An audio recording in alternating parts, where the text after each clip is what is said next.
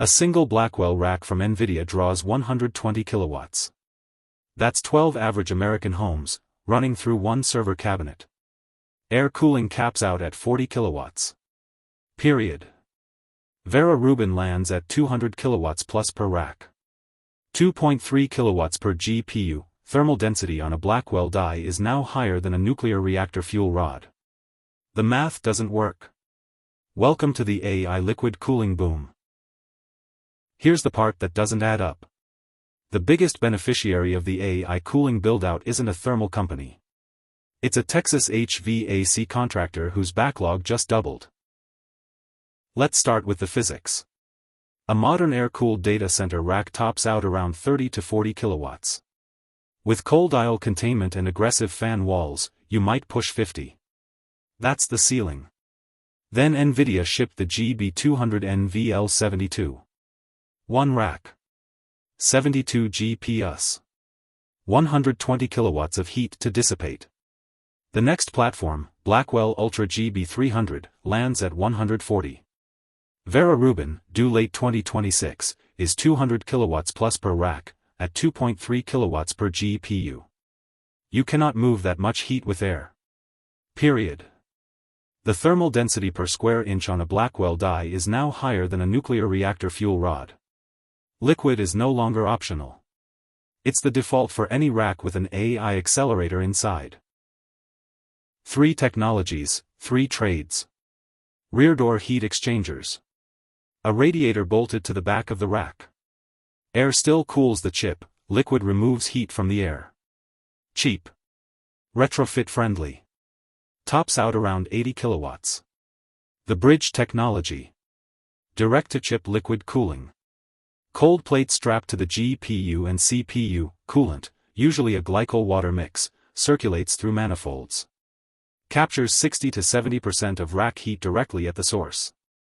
47% of the liquid cooling market today, per Del Oro. This is what every Blackwell rack actually uses. Immersion. The whole server submerged in a dielectric fluid, single-phase mineral oil for cost, two-phase 3M Novec for the highest densities. Captures 100% of heat. Endgame for 200 kilowatt plus Rubin class racks. Adoption still under 10% of new deployments. Slow ramp. The market in 2025, roughly $3 billion. Approaching $7 billion by 2029, per Del Oro.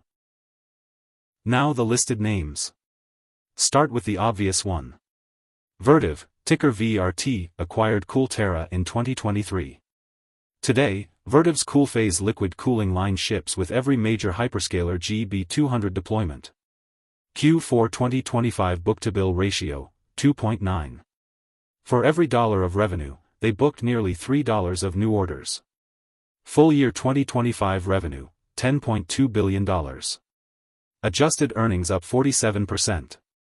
Backlog at year-end, $15 billion, 50% higher than annual revenue. Liquid cooling specifically growing at a 40% CAGR through 2028, per management guidance. Vertiv is the consensus AI cooling trade. The market knows. The stock is up over 200% in 20 months.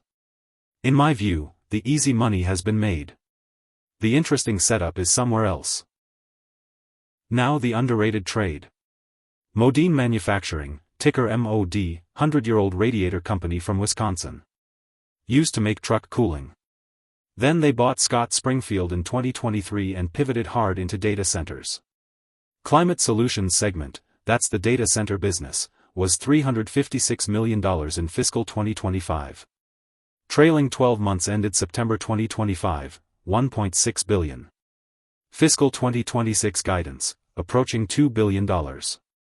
Roughly 5 times in 2.5 years. In April 2026, Modine announced something bigger. They're spinning off the legacy Performance Technologies business, combining it with Gentherm. What's left at Modine becomes a near pure-play data center cooling company. The stock re-rated immediately. This is the rare opportunity to own a focused thermal management vehicle aimed entirely at AI infrastructure. Smaller than Vertiv, faster growing percentage-wise, less crowded trade.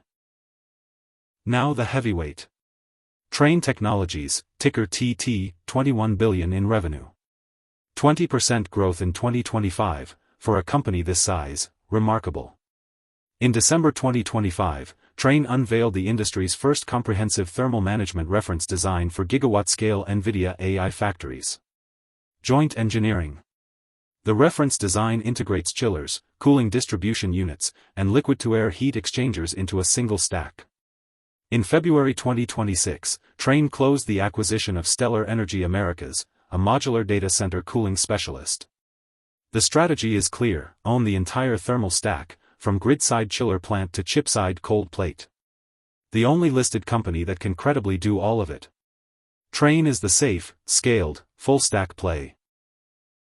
Now the trade that actually surprised me. Comfort Systems USA, ticker FIX, mechanical and electrical contractor.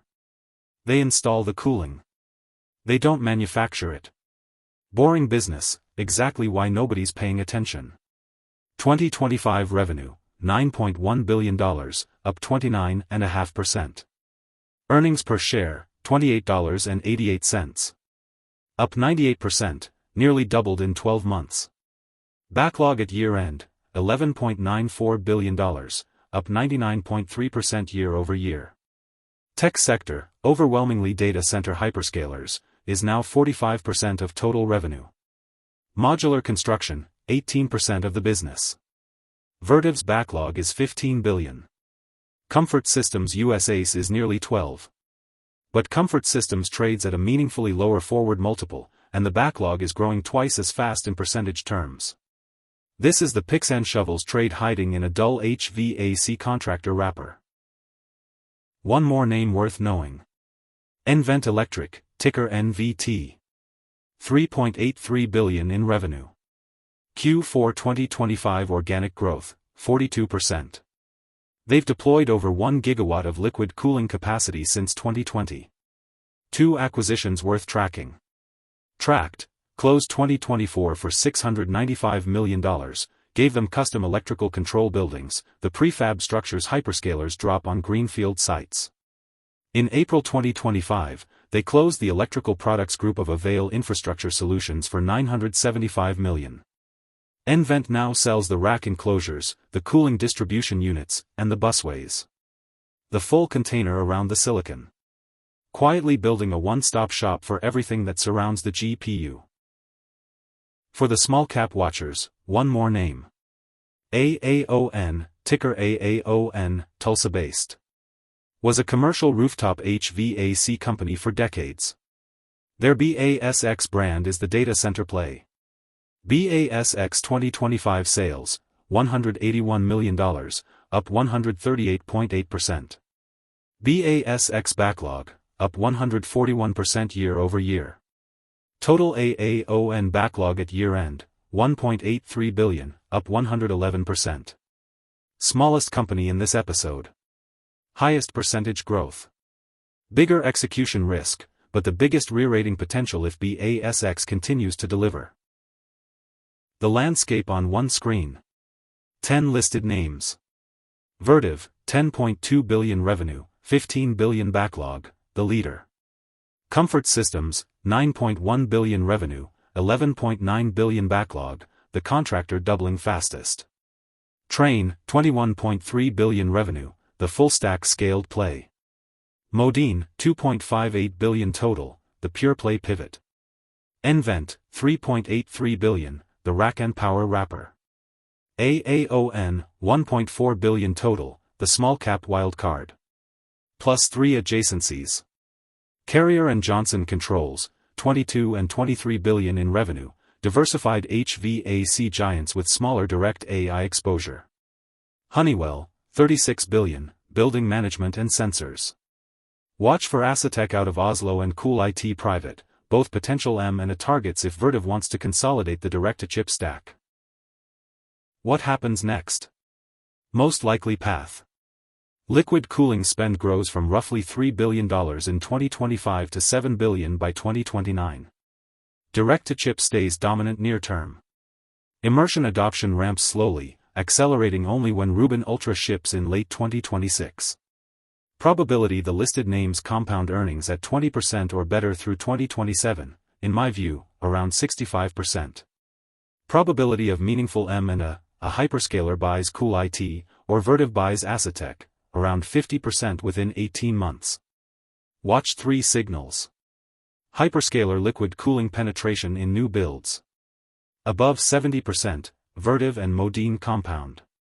Below 50, the trade is overcounted. Comfort Systems backlog growth quarter over quarter. Above 5% sequential, the AI capex cycle is intact. Below 2, decelerating. Vertiv book-to-bill ratio. Above 2 times, demand exceeds supply. Below 1.25, the cycle is rolling over. Catalysts up, Rubin Ultra launch, immersion fluid supply agreements with Castrol or Shell, hyperscaler standardization on a single CDU spec. Catalysts down, 3M completing PFAS exit creates a fluid shortage, sustained 5% rates compress mechanical contractor multiples. Upstream, dielectric fluids, copper cold plates, CDUs. Downstream, every Blackwell rack, every Rubin rack, every hyperscaler. They sit downstream of these 10 names. Air cooling died at 40 kilowatts. Liquid is the default. The contractor doubled its backlog. The math doesn't work without these 10 names. I'm Big Z, follow me, see you in the next deep dive.